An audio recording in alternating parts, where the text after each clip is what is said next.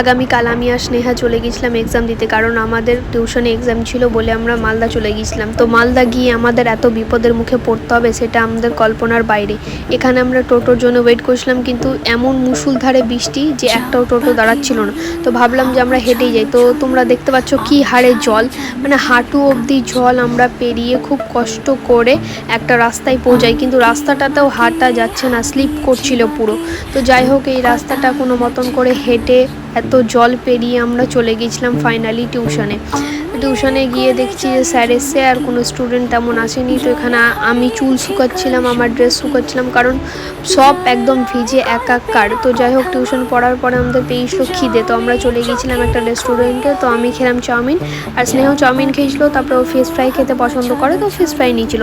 তারপরে আমি কয়েকটা মিষ্টি নিয়ে নিলাম। এবার গাড়িতে বসে বাড়ি চলে গেছিলাম। এত বাজে পরিস্থিতিতে পড়তে হবে সেটা ভাবতে পারিনি।